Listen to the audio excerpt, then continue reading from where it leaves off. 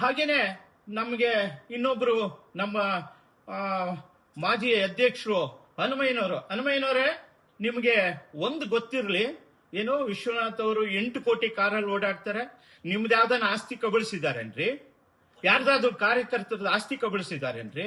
ನಿಮಗೆ ಗೊತ್ತಿರಲಿ, ಡಿ.ಕೆ. ಶಿವಕುಮಾರ್ದು ಇವತ್ತಿನ ಮಾನ್ಯ ಮುಖ್ಯಮಂತ್ರಿಗಳದು ಅವ್ರದ್ದೊಂದು ಇಂಟರ್ವ್ಯೂ ನಾನು ನೋಡ್ತಾ ಇದ್ದೆ. ಅದ್ರಲ್ಲಿ ಅವ್ರು ಹೇಳ್ತಾರೆ, ರಾಜೀವ್ ಗಾಂಧಿ ನನ್ನನ್ನ ಸೆಲೆಕ್ಟ್ ಮಾಡಿ ವರ್ಲ್ಡ್ ಯೂತ್ ಆರ್ಗನೈಸೇಷನ್ ಇದಕ್ಕೆ ಕಳಿಸ್ಕೊಟ್ರು. ನನ್ನ ಹತ್ರ 3,000 ಕಾಸು ಇರಲಿಲ್ಲ. ಆಗ ನನ್ನ ತಾಯಿ ಕೊಟ್ಟಂತ ಚೈನನ್ನ 8,000ಕ್ಕೆ ನಾನು ಅಡ ಇಟ್ಟು 3,000 ಕೊಟ್ಟು ಹೋದೆ ಅಂತೇಳಿ. ಇವತ್ತು ಡಿ.ಕೆ. ಶಿವಕುಮಾರ್ ಅವರು ಒಡವೆನೆಲ್ಲ ಅಡ ಇಟ್ಟೇನೆ ಮುಖ್ಯಮಂತ್ರಿ ಆದ್ರ. ಅವ್ರ ಆಸ್ತಿ ಎಷ್ಟಿದೆ ಅಂತ ಗೊತ್ತಾ? ಇಡೀ ಕರ್ನಾಟಕದಲ್ಲಿ ಅತ್ಯಂತ ಶ್ರೀಮಂತ ವ್ಯಕ್ತಿ ಅಂದ್ರೆ ಡಿ.ಕೆ. ಶಿವಕುಮಾರ್. ಅಷ್ಟೇ ಅಲ್ಲ, ಭಾರತದಲ್ಲೇ ಅತ್ಯಂತ ಶ್ರೀಮಂತ ಮುಖ್ಯಮಂತ್ರಿ ಯಾರಾದ್ರೂ ಇದ್ರೆ ಅದು ಡಿ.ಕೆ. ಶಿವಕುಮಾರ್. ಶಾಸಕರು ಸಹ ಬಹಳ ಕಷ್ಟಪಟ್ಟಿದ್ದಾರೆ. ನನಗ್ ಗೊತ್ತಿದೆ ರೀ, ನಿನಗಿನ್ನ ಚೆನ್ನಾಗಿ ನಾನು ಹತ್ರದಿಂದ ಬಲ್ಲಂತವನು. ಡಿ.ಕೆ. ಶಿವಕುಮಾರ್ಗಿಂತ ಹೆಚ್ಚಿನ ಕಷ್ಟವನ್ನ ಪಟ್ಟಿರುವಂತವ್ರು ನಮ್ಮ ಶಾಸಕರು ಕಷ್ಟಪಟ್ಟು ಸಂಪಾದನೆ ಮಾಡಿ ಬೇರೆ ಕಾರನ್ನ ತಗೊಂಡಿರ್ಬೋದು. ಅದಕ್ಕೆ ನೀನು ಆಕ್ಷೇಪಣೆ ಮಾಡ್ತೀಯಲ್ಲ. ನೀನ್ ಯಾವ್ದ್ರಲ್ಲಿದ್ದೆ? ಅಲ್ಲ, ನೀನ್ ಯಾವ್ದ್ರಲ್ಲಿದ್ದೆ? ನಿನ್ ಪರಿಸ್ಥಿತಿ ನಾನೇ ನೋಡಿಲ್ವಾ? ನಾನು ಸಂಘದಿಂದ ಬೆಳ್ಕೊಂಬಂದಿರೋಂಥವನು. ನಿನ್ನ ಆರ್ಥಿಕ ಪರಿಸ್ಥಿತಿ ಎಷ್ಟಿತ್ತು? ಇವತ್ತು ನೀನು ಇನೋವಾ ತಗೋಬೇಕಾದ್ರೆ ಏನಾಯ್ತು ಅನ್ನೋದು ಎಲ್ಲ ಸಹ ಗೊತ್ತಿದೆ. ನಾನು ಸಹ ಅದನ್ನೆಲ್ಲ ಬಿಚ್ಚಿ ಇಡಬೇಕಾಗ್ತದೆ. ಮುಂದಿನ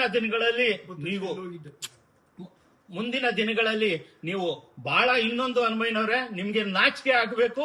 ನಿಜವಾಗ್ಲೂ ಸಹ ನೀವು ಯಾಕೆ ಆ ಮಾತನ್ನ ಹೇಳ್ತಾ ಇದ್ದೀನಿ ಅಂತಂದ್ರೆ, ಬಹಳ ನಿಷ್ಠಾವಂತವಾದಂತ ಗೋಪಿನಾಥ್ ರೆಡ್ಡಿ ಅವರ MLC ಎಲೆಕ್ಷನ್ ಅಲ್ಲಿ ಮೋಸ ಮಾಡಿದಂತ ವ್ಯಕ್ತಿ ನೀನು ಶಾಸಕರ ಬಗ್ಗೆ ಮಾತಾಡ್ತೀಯಾ?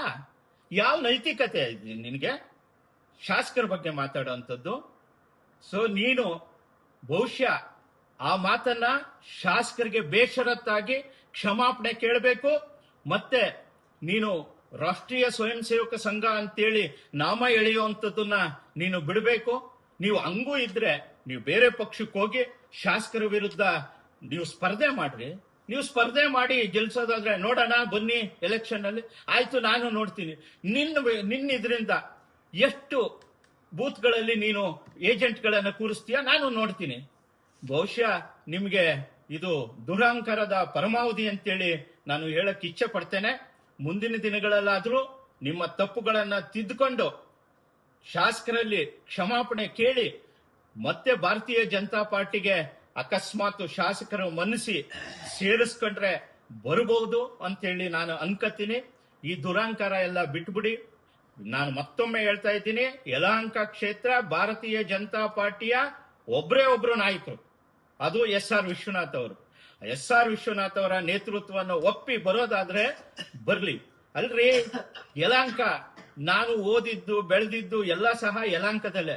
ನಮ್ಮೂರಿನ ರಸ್ತೆನೆ ನಾನು ಎಕ್ಸಾಂಪಲ್ ಹೇಳ್ತೀನಿ. ನಮ್ಮೂರಿನ ರಸ್ತೆಗೆ ಹೋಗ್ಬೇಕಾದ್ರೆ ರಸ್ತೆ ಸರಿಯಾಗಿರ್ಲಿಲ್ಲ. ಇಷ್ಟಿಷ್ಟು ದೊಡ್ಡ ಕಲ್ಲುಗಳು ಇವು ಎಲ್ಲ ಸಹ ಇದ್ವು. ಆದ್ರೆ ಇವತ್ತು ಇಡೀ ಊರು ಕಾಂಕ್ರೀಟ್ ರಸ್ತೆಗಳಾಗಿರುವಂತದ್ದು ಯಲಹಂಕ ಕ್ಷೇತ್ರದ ಅಭಿವೃದ್ಧಿಯ ಹರಿಕಾರರಾದಂತ ಶಾಸಕರಾದ ವಿಶ್ವನಾಥ್ ಅವರ ನೇತೃತ್ವದಲ್ಲಿ. ಅವರು ಎಲ್ಲ ರೀತಿಯಿಂದ ಕುಡಿಯೋ ನೀರಿಗಿರ್ಲಿಲ್ರಿ, ನಮ್ಮಲ್ಲಿ ಹ್ಯಾಂಡ್ ಪಂಪ್ ಇರಲಿಲ್ಲ, ಬಾವಿ ಇತ್ತು. ಅಂತ ಸಂದರ್ಭದೊಳಗೆ ಇವತ್ತು ಎಲ್ಲ ಮನೆಗೂ ಸಹ ನೀರು ಕೊಡುವಂತ ವ್ಯವಸ್ಥೆಯನ್ನ ಮಾಡಿಸ್ತಾ ಇರುವಂತದ್ದು ನಮ್ಮ ಶಾಸಕರು. ಸೊ ಈ ಶಾಸಕರ ಬಗ್ಗೆ ಮಾತಾಡೋದಕ್ಕೆ ನಿನ್ಗೆ ನೈತಿಕತೆ ಇಲ್ಲ.